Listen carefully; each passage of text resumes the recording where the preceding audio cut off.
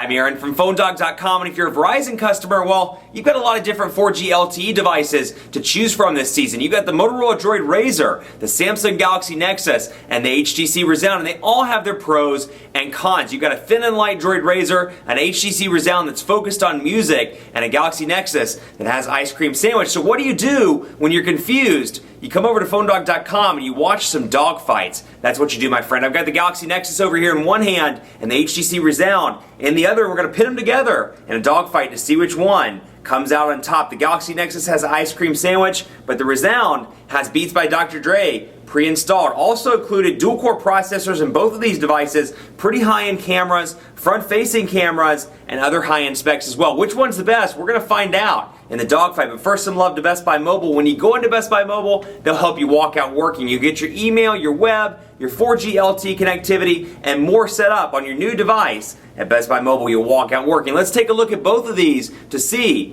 which one's the best. Overall, when it comes to features, performance, specifications, all that good stuff, which one should you go with? We're going to find out in the dogfight, which starts right now. So, you know, if you're on Verizon, you've got quite a few awesome Android phones. Now, the downside is, or I shouldn't say it's a downside, it's always good to have choice, but the downside is you've got pros and cons on all these devices. So some have awesome displays, some have better cameras, some have ice cream sandwich, some have better overlays in terms of manufacturer-installed software. It just depends on what you like and what's most important to you. But you have two of Verizon's flagship devices right here. The Samsung Galaxy Nexus, which is arguably, you know, kind of the current one in the spotlight, just because it's the newest of the what I call the big three, the Rezound, the Galaxy Nexus, and the DROID RAZR. But the Galaxy Nexus has a 1.2 gigahertz dual-core TI OMAP processor. It has a 5-megapixel camera with 1080p HD video recording. It has a front-facing camera. It has a 4.65-inch Super AMOLED HD 720p display with PenTile technology, and it's an LTE device. So it has Verizon's 4G LTE connectivity. It's packaged in a nice little build here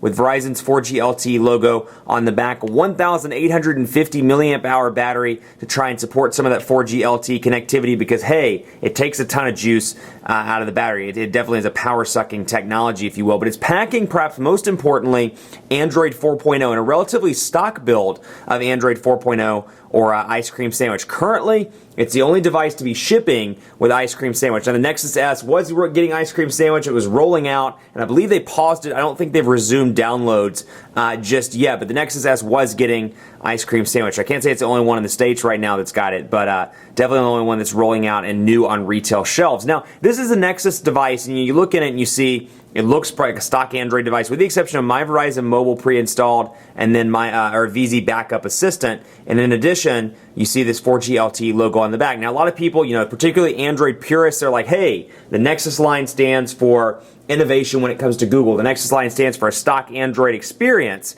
You know, what's going on here? And, you know, to that, it doesn't particularly bother me. I don't think it's a huge issue to have, you know, a couple of applications like that. It's still mostly a stock Google experience, but if you're an Android purist, that's likely to frustrate you. Then you have a little bit of a different experience over here, the HTC Rezound. Now, this is the first device in the United States, on a carrier that is, to have Beats by Dr. Dre technology built in. So out of the box, you get a pair of Beats headphones that are valued at about $100 in addition to the smartphone. Now, to give you the specs on this device, 1.5 gigahertz dual-core Snapdragon processor. You have an 8-megapixel camera on the back, so a little bit better, at least in terms of megapixels. That keeps keeping that all by itself.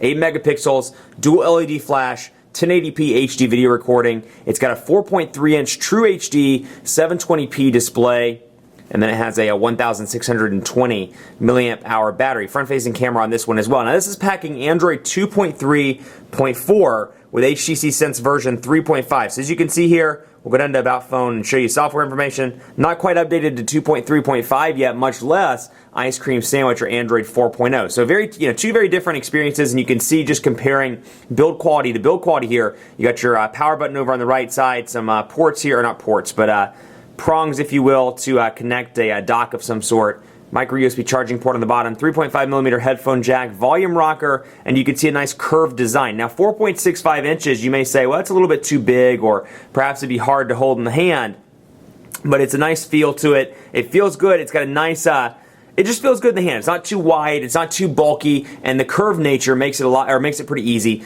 to hold up to your ear when you're on long phone calls. Now the Rezound over here, kind of a typical 4.3-inch display, and you can kind of see that it looks a lot like the Droid Incredible 2 and the Droid Incredible. So it kind of resembles the same design elements, if you will, with the red around the camera and around the earpiece and more. But you got your volume rocker over here, and it's kind of funny with HTC devices because really, a lot of them look the same, and you can see kind of the typical HTC design elements on the Rezound. So micro USB charging port over here, 3.5mm headphone jack up top, power button, and then your 1,620 milliamp hour battery in the back. Now, both of these are actually 2 of 3 devices on the market that have true HD displays. The 720p here, 720p, and then the LG Nitro HD on AT&T has a 720p display as well. When it comes to display and display alone, both of these are set to maximum brightness. I have to give it to the Rezound. Now, the Galaxy Nexus looks excellent when you view it at full brightness, which is on full brightness right now for this review, or for this Dogfight rather. And you can see, it looks great.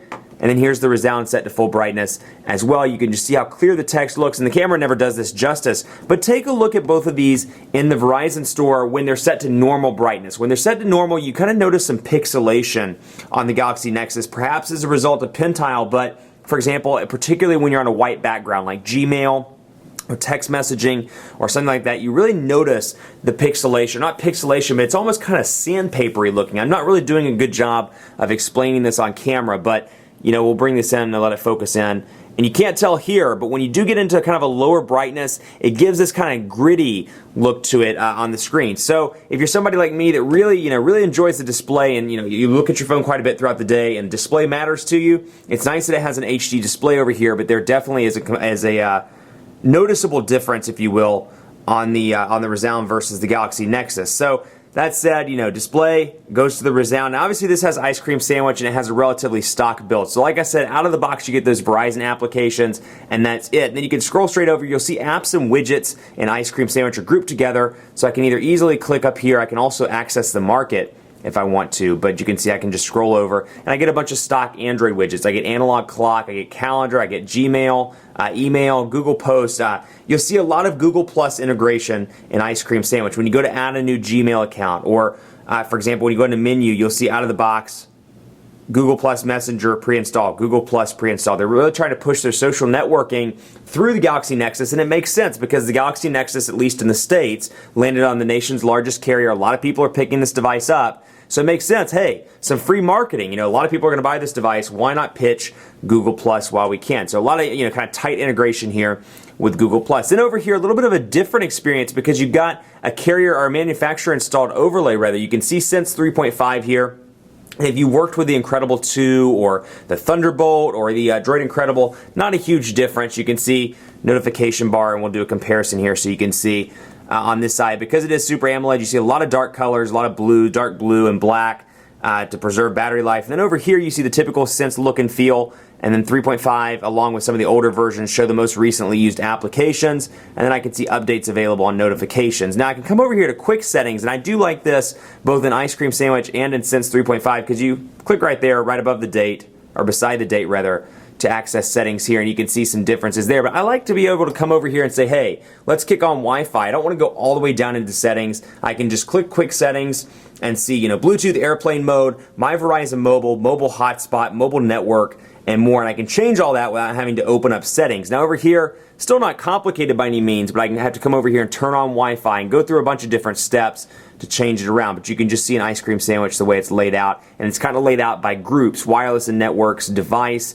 personal, system, and more. So you'll notice also 3 on-screen buttons. An Ice Cream Sandwich, gone are, at least on new Ice Cream Sandwich devices, gone are the capacitive or physical buttons. It's all on screen now, and you'll see on an older device that's running Gingerbread, you'll see capacitive buttons at the bottom. So a big difference there. You get back home, and then you get running applications, so you can either easily switch back and forth between stuff you've been working on, or you can swipe it out to get rid of it. So it's pretty quick and easy. So, more intuitive, and you'll notice as well, looking at the fonts. Now, obviously, when you're using a custom overlay like Sense 3.5, it's not as noticeable, but you'll really see the font differences in Ice Cream Sandwich as opposed to, not so much Sense 3.5, because those fonts are as a result of Sense 3.5, but you'll really notice some differences when you're using stock to stock. Now, Over here, you'll see all applications, and I can easily scroll between frequent, downloaded, and Verizon Wireless apps. You get a lot of Verizon Wireless bloatware out of the box in the Rezound. You get Backup Assistant, Blockbuster,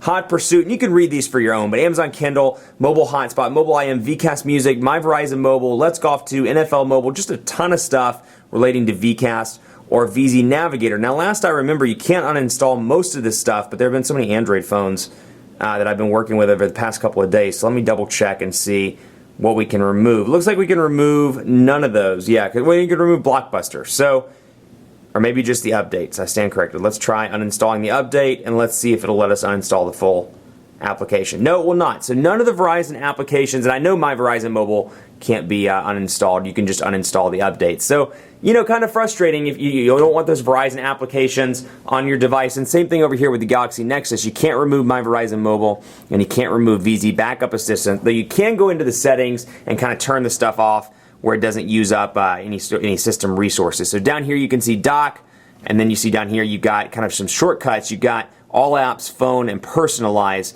down here. So let's take a quick look at messaging on both of these devices and load that up so you can see the differences. And you can really see the interface differences, particularly if you're used to stock Android 3 or stock Android 2.3 rather.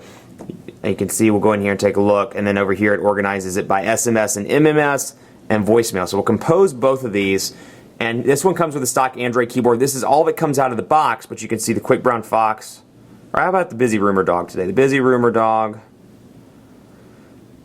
is happy. The Busy Rumor Dog is happy. The Busy Rumor Dog is happy. Now you get two keyboards in one over on the Rezound. You get that, but then you also get HTC's Trace input, which is very similar to Swipe. So Swipe doesn't come pre-installed out of the box, but you do get Trace input, and you can turn that off in the settings if you don't want to use that, and you just want to use the typical HTC keyboard. Now over here, all you get is the Android keyboard. Swipe is not compatible officially yet with Ice Cream Sandwich. So as of right now, it's just this keyboard. But you do get a nice landscape keyboard. 4.65-inch display makes it really easy to type on for somebody with larger thumbs. And then over here, 4.3 inches is nothing to scoff at either. And you can really tell when you're in situations like this with a nice white background or white keyboard how beautiful the True HD display is over here on the Rezound. Absolutely gorgeous, but quick and easy to type on with both of these devices.